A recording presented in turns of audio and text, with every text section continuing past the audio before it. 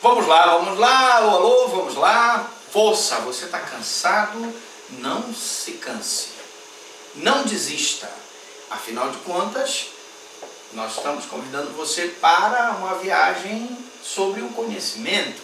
Uma coisa que pode ser útil para você na sua prova da OAB, na sua prova de concurso público. Vamos então para a lesão corporal seguida de morte, ou lesão corporal preterdolosa, que está prevista no parágrafo 3º, que diz o seguinte: se resulta a morte e as circunstâncias evidenciam que o agente não quis o resultado, nem assumiu o risco de produzi-lo.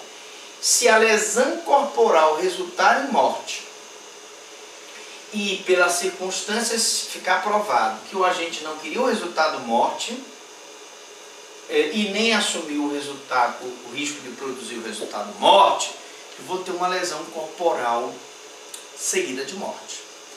Exemplo clássico: numa briga, um lutador de boxe dá um soco numa pessoa e, lógico, que fica provado que o soco era com o intuito de lesionar. Mas, infelizmente, por conta da fragilidade do outro, por conta dos problemas pré-existentes que o outro tinha, ele vem a falecer.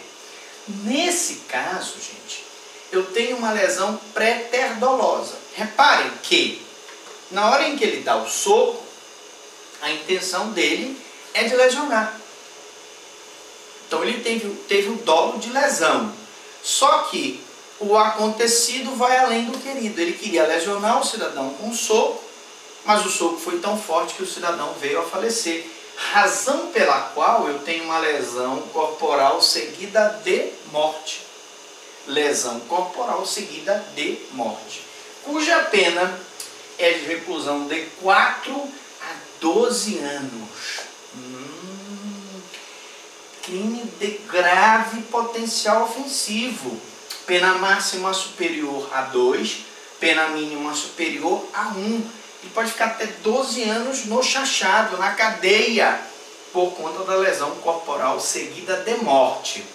Observações: eu tenho que provar que ele não teve a intenção de matar.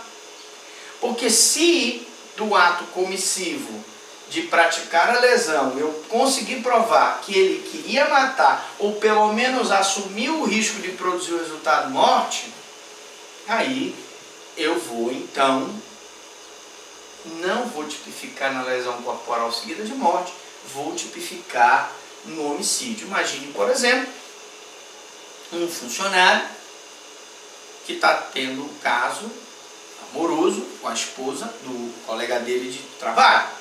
A esposa então faz um seguro de vida em nome do marido e o funcionário, sabendo disso, trabalhando com ele na fábrica, deliberadamente deixa com que a grua, o guindaste, caia em cima da sua cabeça. Essa lesão corporal faz com que ele vá para um hospital. Dias depois ele vem a falecer. Lesão corporal seguida de morte. Descobre-se que a intenção dele era matar o seu companheiro de trabalho para ficar com a mulher dele, para ficar com o seguro de vida dele. Nesse caso, não há dúvida nenhuma, nós não vamos tipificar em lesão corporal seguida de morte. Não há dúvida que aí houve um homicídio, que ele tinha consciência do fato e vontade de produzir o resultado morte. Vamos então para a lesão corporal culposa novamente. Primeiro, que nós já explicamos, eu tenho que dizer que a lesão corporal culposa, ela tem a detenção de 2 meses a 1 ano. Uma detenção de 2 meses a 1 ano é pouco, né?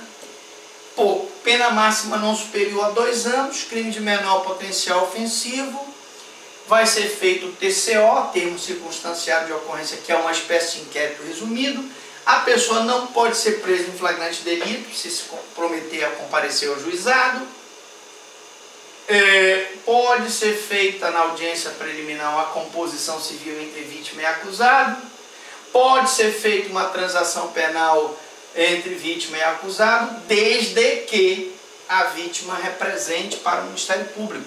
Porque lembre-se que na lesão corporal culposa, o crime de ação penal pública condicionada à representação.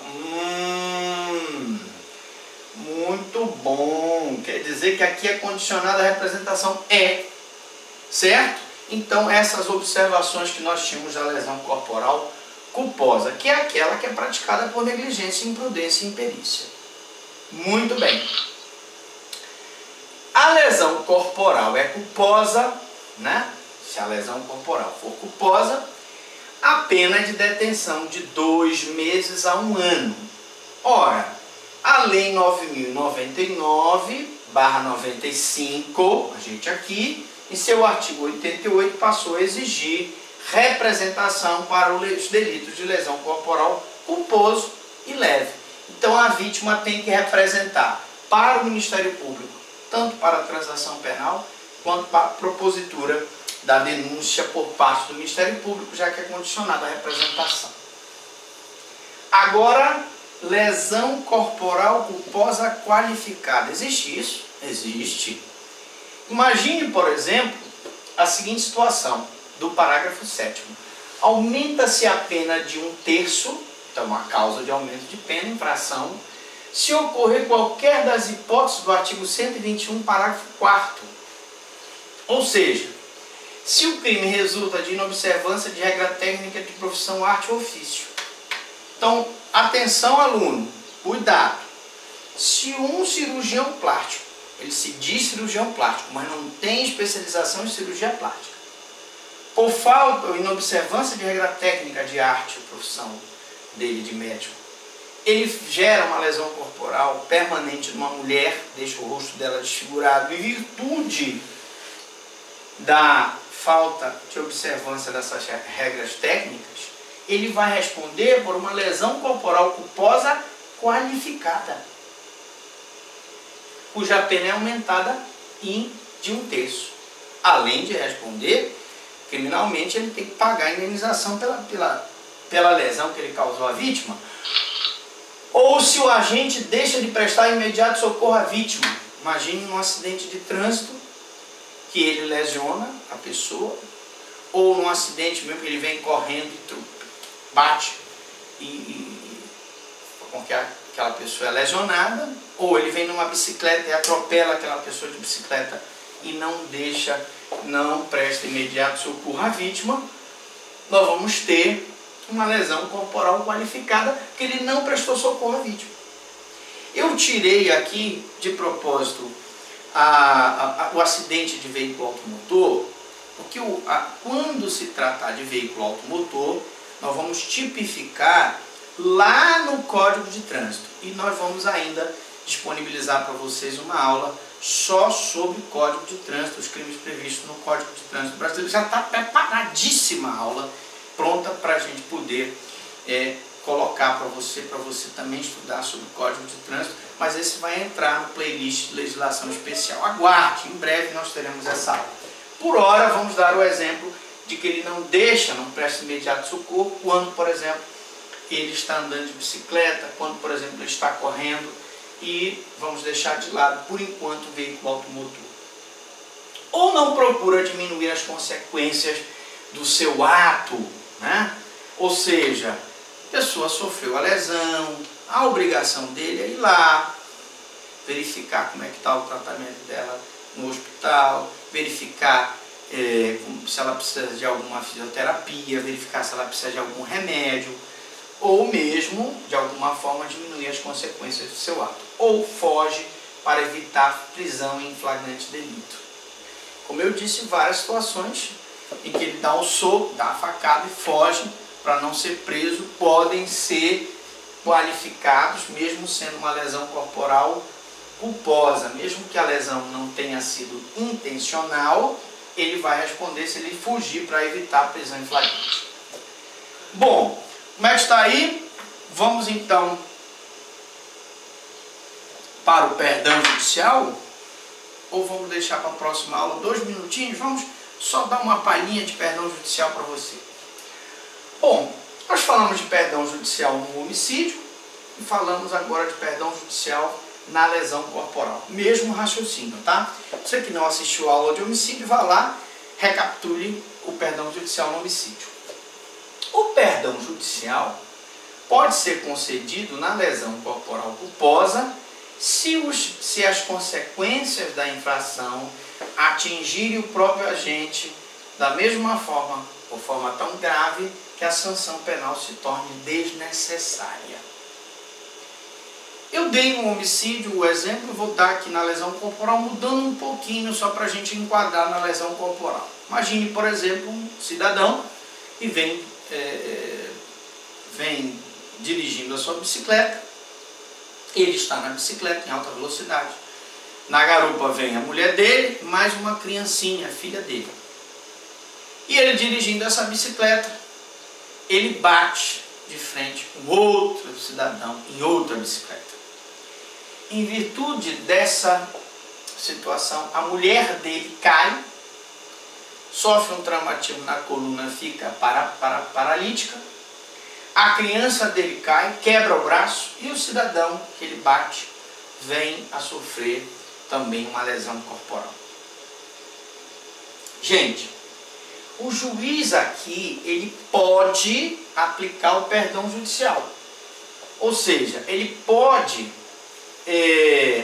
deixar de aplicar a pena na lesão corporal quando a infração atinge o próprio agente de forma tão grave que a sanção penal se torne desnecessária. Se ele cai da bicicleta e lesiona a mulher e o filho, nós não temos repercussão nenhuma com o terceiro, está tranquila a aplicação do perdão judicial. Mas se prova que ele, na direção da bicicleta, bate em outra pessoa e causa dano a outra pessoa, mesmo o juiz aplicando o perdão judicial aqui, nós temos que indenizar a outra pessoa. A outra pessoa que sofreu lesão corporal na bicicleta pode mover uma ação de reparação de dano contra ele, que dirigindo a bicicleta causou a lesão. Por isso o entendimento do Supremo, o entendimento majoritário, o entendimento do Damasio, o entendimento do Mirabete, é de que a sentença do perdão judicial tem natureza jurídica de sentença condenatória. Por quê? Porque se houver uma terceira pessoa envolvida, essa terceira pessoa vai ter que ser indenizada. Embora o STJ entenda que a natureza de extinção, declaratória de extinção de punibilidade, o que não implica também dizer que a terceira pessoa que sofreu a ação ou omissão seja responsabilizada, possa mover uma ação de reparação contra o agente que causou a lesão. Na próxima aula nós vamos falar de violência doméstica. Lesão corporal no âmbito de violência doméstica. Eu volto daqui a pouco. Você que está gostando, curta aqui. Você que tem um amigo que está fazendo também concurso, compartilhe. Não se esqueça de se inscrever no nosso canal. São mais de 1000 videoaulas para você, para que você tenha sucesso no seu concurso. Eu volto daqui a pouco, depois dos comerciais. Tchau, tchau.